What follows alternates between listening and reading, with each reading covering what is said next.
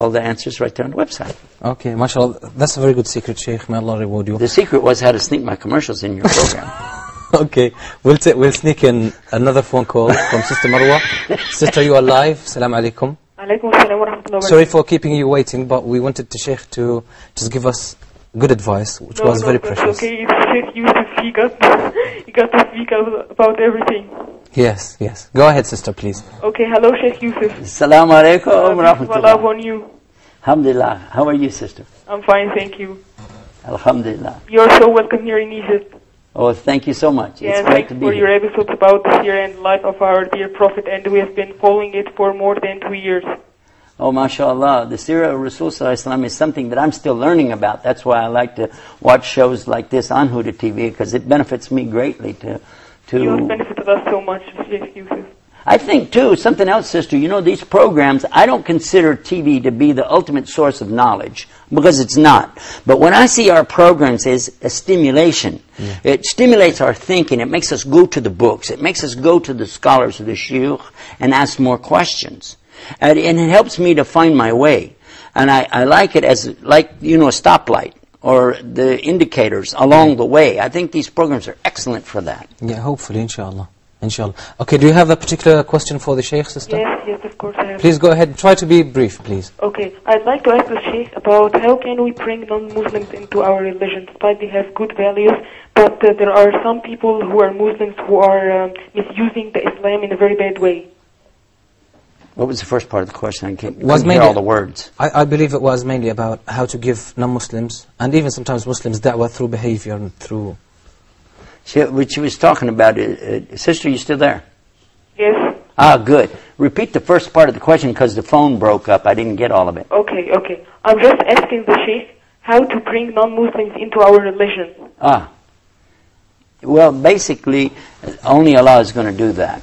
And the Prophet Muhammad, peace be upon him, he taught us that there will be a prophet who will come on the Day of Judgment who gave his da'wah or invitation through his whole life, and nobody accepted it. Yeah. Nobody. And another prophet will come and he'll only have one follower. And then others will have some followers. Abraham, a.s., will have a lot. And Moses, a.s., he'll have a lot. But Prophet Muhammad, peace be upon him, is hoping for the most. You're going to be talking about that. I won't spoil the show on that. But so what I'm saying is that we know that we're not the guides. This is one of the things I keep trying to remind myself and everybody who takes our dawah courses when we do this. You're not guiding anybody. You're just hoping Allah will give you a reward for making the right choices in helping other people understand something. But it's really Allah who will open up their minds and their hearts to Islam. So what I like to do, if I can, is try to increase my behavior in a way that is more like the Prophet ﷺ's behavior. The thing that I was just talking about a minute ago is something that I have always had a problem with in my life. I have a very quick wit. And I have a sharp tongue. And when people come to me and say something, an answer will come like this, almost maybe from shaitan, I don't know. But I'm ready just to, you know, but I have to learn to stop doing that. Because it's not Islam, it's not proper behavior, it's not really even acceptable in many social circles. So when I overcome this thing and begin to follow the Islamic way, which is to say thank you about my religion, in Islam we do have the truth. If I don't tell you the truth, I can be in big trouble. I can go to hell. And we have the proof, we have all the evidences. And then sometimes, if it's a really harsh question, sister, what I'll recommend to do is to say this, or an example like it. You know, sometimes people ask questions, but it's not really intended to be a question. It's intended to be a statement. And in this case, a statement to insult or hurt or damage. So I will equate that to, what if somebody said to you, can you answer a question for me, yes or no? Yes or no? Can you answer a question? You go, sure, why not? Okay. Is your mother out of jail yet? No, come on, Sheikh, is she out of jail? Is she? Well, that's No, well, I just want to know, yes or no? Out of jail or in jail? Is she out? Answer this one. Is she in or out? She's out? Good, I'm glad she got out. Whatever. How can I answer questions like this? And so when people come to you and say, what do you say about a religion where a man 53 years old marry a 9-year-old girl? What's that all about? Well, first of all, that's not how it happened. That isn't the way. And it's a clear explanation of how you cannot have prearranged marriages. You cannot have a girl getting married against her will. And you cannot marry off-child brides. All three of those are answered in understanding the hadith of Rasul Sallallahu Alaihi Wasallam. And I want to mention that we have a website all about this to help people really come to grasp with that subject. But you'll find it through Share Islam, so I'm not going to promote another one of my websites. I'll just say shareislam.com, sneak that one in there. And then what I want to tell you is how to answer these harsh questions, because the first thing, if you don't know, say, I don't know. Then go to the scholars and ask him, and he's going to tell you that the hadith is narrated by Aisha herself. Yeah. And she says clearly that her mother came to her while she was playing outside in the dirt, whatever. Then her mother takes her inside. Have you heard anything about sex yet? No. Have you heard anything about a man grabbing a little girl? No. And then she says she's taken to her father. Her father is Abu Bakr, the closest friend to Prophet Muhammad Sallallahu Alaihi Wasallam. And they all are sitting there now. What are they talking about? The father, Abu Bakr, is offering his daughter, Aisha, to the Prophet Sallallahu Alaihi Wasallam. Right? And Prophet ﷺ obviously didn't accept it at that time. Why? Because she says she went back outside and was playing in the dirt. Now, how can you tell me that this is you got to have a sick mind to get something like that out of it. In fact, the verse that's in the Quran, probably Shaykh will tell us in Arabic, but it's in chapter 4, verse 19. It says that, O you who believe, that you cannot inherit women against their will. And she's not considered a woman when she's still a little girl. It showed clearly that the parents could not get her married till she was old enough. Pre-arranged marriages, because actually they had done the same thing a few years earlier than that, and was also rejected then too. I think she was age 6 at that time, right? Yeah. And so it's very clear here that this is showing you women's rights.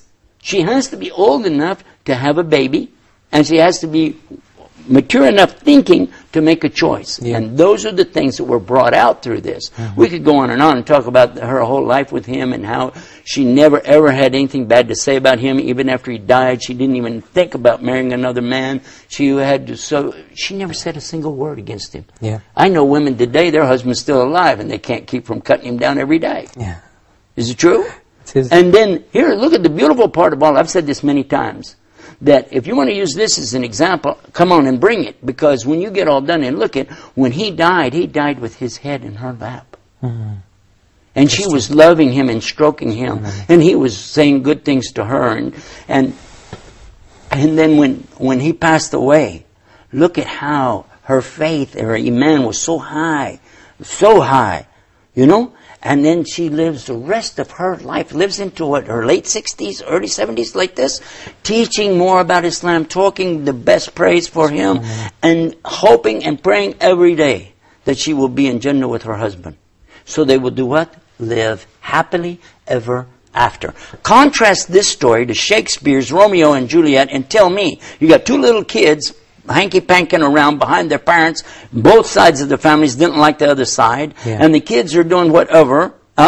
12 years old and 14 years old, whatever their ages were. And then on top of that, they commit suicide, both of them. And we call it the greatest love story, Romeo and Juliet. A'udhu billah. Okay. Sheikh, I believe there are some brothers and sisters on the line, especially Sister Aisha. I really apologize, Sister. It's very difficult now to take the phone call because we have to take a break. And I really thank you, Sheikh, for these beautiful words, beautiful advice, mashallah.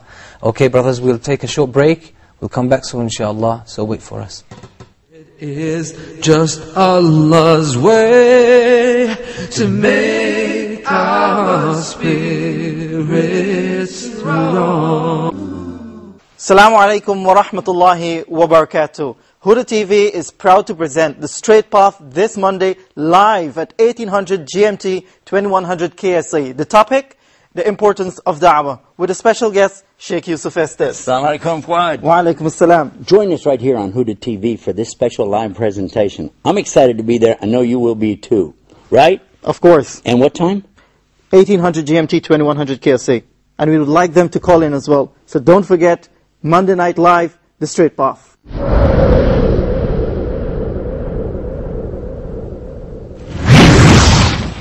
It is just Allah's way to make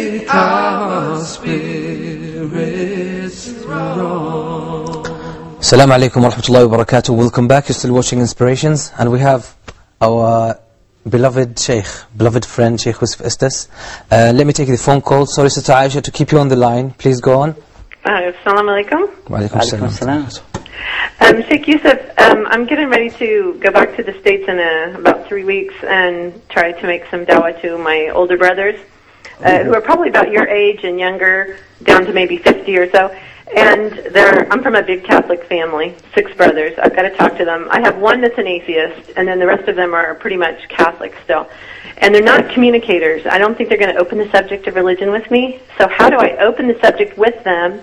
And I feel like with my own family, I lack credibility. You know, like I'm the little sister, and I became a Muslim because my husband was Muslim, just like their wives became Catholic because they were Catholic, and, you know, all this stuff. So how do I approach the atheists? How do I approach these guys and try to give them some dawah, please? I kind of wish I could just pull you out of my bag and let you talk to all of them. If you're going to be in Indiana, you could pass by. That would be great.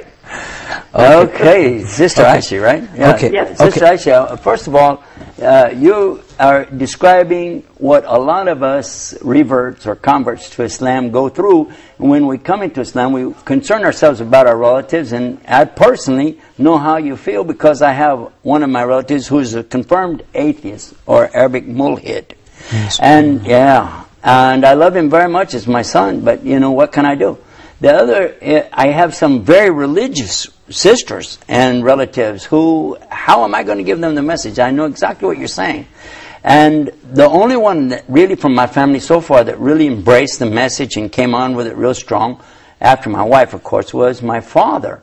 And then just before she died, my stepmother accepted the message just months before she passed away. So I'm not going to tell you I'm the expert in this area because I'm not. But what I would like to do is clear up a couple of things. Number one, you talked about somebody being close to my age. I'm only 17. Let's get that out of the way. Because the Sahabi, they compared their age by when they entered Islam. 17 years ago. Thank you very much.